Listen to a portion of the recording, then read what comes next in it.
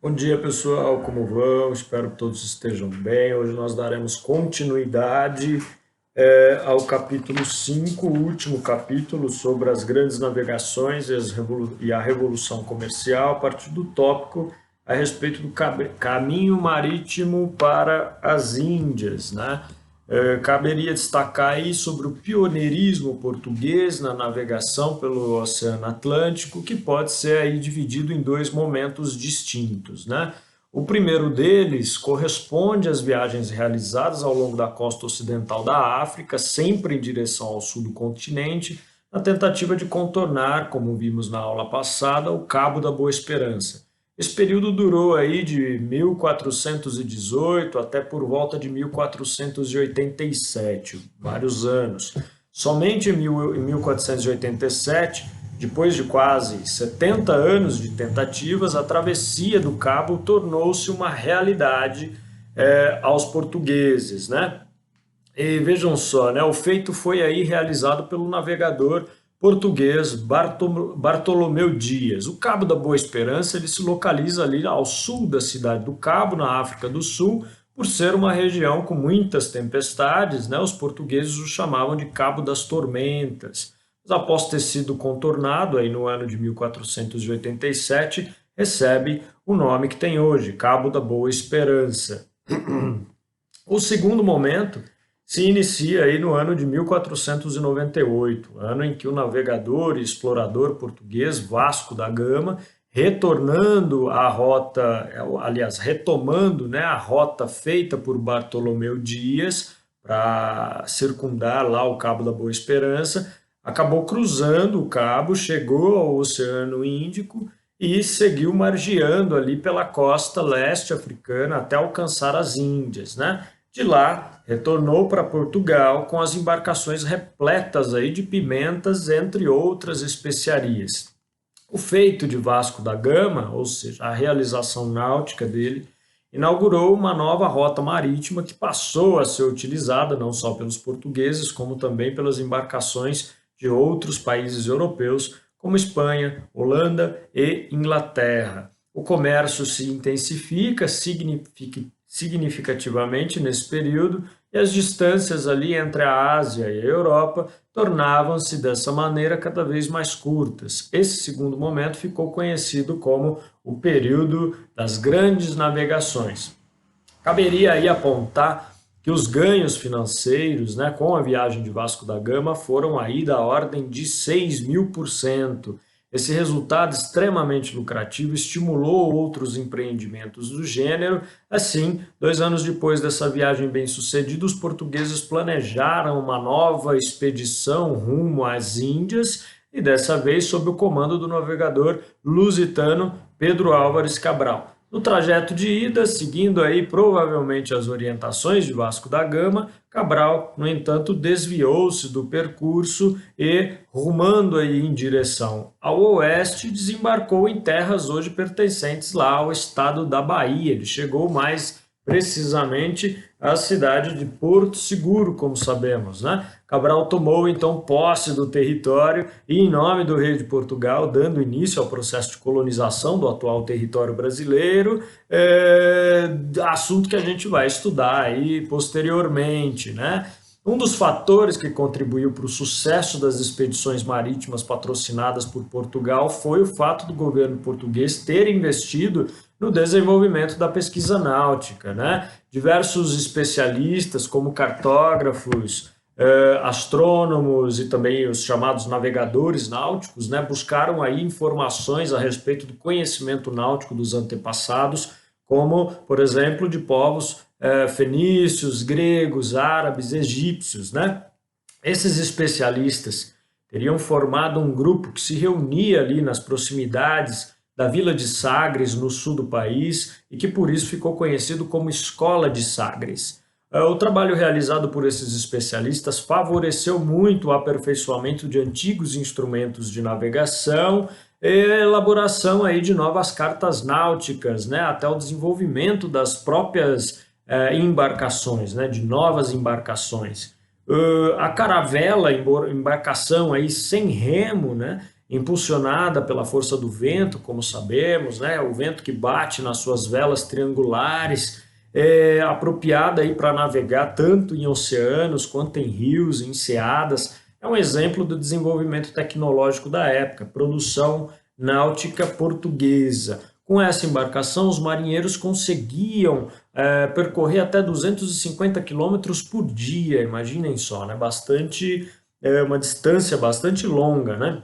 O dobro do que atingiam, aliás, até então, né, com outros tipos de embarcação. A grande desvantagem das caravelas, no entanto, é que elas não eram adequadas aí para viagens mais longas ou mesmo para enfrentar as tempestades, né? Por serem menores que as outras embarcações, era impossível estocar uma grande quantidade de alimento e de água necessários aí ao sustento da tripulação. E também era impossível encher, né, os seus porões com grandes quantidades de mercadorias trazidas dos outros lugares. Por isso era comum que embarcações maiores, então repletas de alimentos para os marinheiros, fizessem parte das navegações, das expedições portuguesas. A respeito aí do pioneirismo português, é importante chamar atenção para essa escola de Sagres, né? Teoricamente aí desenvolvida pelo príncipe Henrique, filho então de Dom João I. Essa escola não existiu em uma perspectiva, digamos, institucional, mas sim como envolvimento aí de intelectuais e cientistas interessados em sistematizar os conhecimentos técnicos com vistas a garantir as grandes navegações. Aí na página 87 vocês têm uma representação, né, de uma caravela do século XV e vejam aí no quadro Para Ir Além algumas informações a respeito da bússola, do astrolábio, né, da balestilha, enfim. Vamos pensar agora como que se deu aí a entrada dos espanhóis nesse contexto, né? Conforme indica, né, a própria teoria, Colombo defendia que a Terra era esférica, o que hoje já foi confirmado, tá, gente? A Terra não é plana. Então, isso provocaria uma mudança imensa, né? Porque o desejo aí de encontrar um caminho marítimo para as Índias não foi, afinal de contas, exclusividade dos portugueses, né? As viagens empreendidas por Portugal acabaram por estimular o interesse de outras nações europeias em também encontrar esse caminho. E esse foi o caso da Espanha, que em 1492 decidiu apostar na proposta inovadora apresentada pelo navegador genovês Cristóvão Colombo, né? Colombo tinha a ideia aí do planeta Terra esférico e defendia a ideia de que se uma embarcação saísse da Europa, navegando sempre a oeste, né, em algum momento ela chegaria às Índias.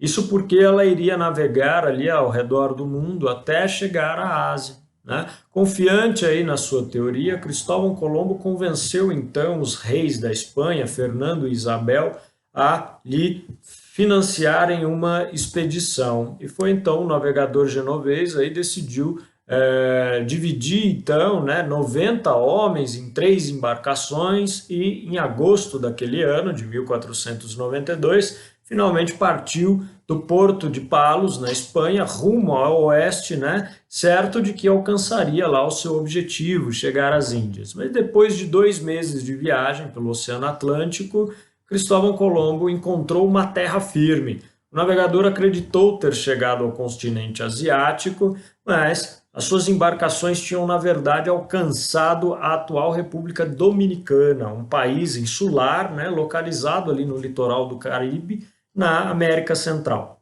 Embora a teoria do Colombo tivesse correta, né, o que ele não sabia é que no caminho entre a Europa e a Ásia havia um continente até então desconhecido pelos europeus, a América. O navegador genovês, então, morreu em 1506, certo de ter chegado às Índias. Coitado. Alguns anos depois da viagem de Colombo, outro navegador, o florentino Américo Vespúcio, comprovaria que as terras onde Colombo havia chegado, aportara, né, pertenciam de fato a outro continente. Em homenagem a Vespúcio, o continente passou a ser chamado América, né? A chegada dos espanhóis à América provocou aí uma rivalidade, portanto, entre os portugueses e os espanhóis, entre Portugal e Espanha. Os dois países disputavam quem teria o direito de colonizar as terras que viessem aí a conquistar em decorrência das navegações que realizavam. Esse impasse foi resolvido com a intervenção da Igreja Católica. Em junho de 1494, os dois países assinaram então um acordo que teve como testemunha um papa, o Papa Alexandre VI. Esse acordo era o chamado Tratado de Tordesilhas. Ele dividia o mundo em duas partes, uma a oeste e uma a leste, né, de uma linha imaginária aí situada a mais ou menos 370 léguas a oeste do arquipélago de Cabo Verde, na costa da África. Todas as terras encontradas a oeste dessa linha pertenciam então à Espanha, o que estivesse a leste pertencia então a Portugal. Os estudiosos estimam hoje em dia, né, que mais de 50 milhões de indígenas habitavam o continente americano na época da chegada dos europeus no século XV. Esse Tratado de Tordesilhas ele foi usado pelos dois países com o objetivo, afinal de contas, de reivindicar um suposto direito de portugueses e espanhóis sobre a América. O acordo, porém, não levava em conta que essas terras já tinham dono. Acabamos de falar dos indígenas, né? Afinal, aí, ó, milhões de pessoas viviam no continente americano naquela época, vários povos indígenas, diferentes culturas indígenas. Também aí interessados em se apossar do território, outros países, então como Inglaterra, França, Holanda, discordaram dos termos do Tratado de Tordesilhas e, deslegitimando a sua existência, não se intimidaram em realizar diversas viagens para essa região, em busca, afinal de contas, de territórios a serem colonizados, né? Vamos falar aí um pouquinho sobre a chegada aos oceanos Índico e Pacífico a partir disso, né? É importante mostrar aí a vocês que o objetivo de chegar às Índias não limitou a atuação portuguesa pelo fato de Portugal ainda buscar novos territórios e novos comércios, mesmo depois aí de ter logrado êxito, né, em sua principal missão. A posterior disputa pelos territórios em relação a outras potências europeias demonstra, afinal, como as conquistas das navegações portuguesas e hispânicas, né, espanhóis, incomodavam, sendo então necessário diminuir os prejuízos desse atraso, tendo em vista aí as colônias que Portugal e Espanha começaram a dominar, bem como o avanço obtido no comércio pelos novos contatos e as rotas, né? É importante explicar aí a vocês também que, embora os espanhóis tivessem estabelecido um contato inicial com o Oceano Pacífico, ao atravessarem por terra o Panamá, a rota de navegação espanhola para o Oriente foi a do contorno da América do Sul, passando ali pelo Estreito de Magalhães, nomeado pelo navegador Fernão Magalhães, não é mesmo? E mesmo sendo aí português, né, ele fez a primeira viagem chamada Circunnavegação do Mundo a serviço da coroa espanhola, afinal de contas, entre os anos 1519 e 1522. Pois bem, após aí várias tentativas anteriores, né, Vasco da Gama conseguiu chegar ao Oceano Índico e às Índias no ano de 1498, e com isso foi possível também chegar ao Oceano Pacífico. Os europeus, então, passaram a vender na Europa as mercadorias de alto valor, como as especiarias, que eram obtidas em seus locais de origem a preços baixos, não é mesmo? Para atingir aí os seus objetivos, Portugal buscou conquistar aí feitorias e territórios para controlar essas rotas comerciais orientais, utilizando para isso a força militar. Estabeleceu-se então algumas colônias, como por exemplo a de Goa, né? Atualmente é um território pertencente à Índia, porém houve resistência e os conflitos aí por parte dos povos dessas regiões que impediram o avanço dos portugueses para para as terras do interior desse território, né? Devido a isso, Portugal limitou-se então a ocupar apenas algumas áreas do litoral durante as primeiras décadas do século XVI. Bem, tendo em vista essa dificuldade, os portugueses mudaram então a sua estratégia e substituíram as ações militares pela chamada diplomacia, estabelecendo acordos comerciais com territórios chineses e japoneses. Eles conseguiram ocupar, por exemplo, Macau, né, melhorando o comércio da região, mas apesar de tudo, a expansão aí territorial continuou limitada. A Espanha, por sua vez, chegou ao Pacífico, atravessando a América por meio do Istmo do Panamá, como comentei, né, uma estreita faixa de terra que liga, afinal de contas, a América do Norte à do Sul e separa aí os oceanos Atlântico e Pacífico. O esforço dos portugueses e dos espanhóis nessa região foi a base, no fim das contas, para a exploração do Sudeste Asiático pelas potências europeias, embora Portugal não tenha conseguido um efetivo domínio colonial, diferentemente da Espanha, que se estabeleceu na região até o século XIX. A partir do século XVII, outros países passaram também a explorar essa região do Pacífico.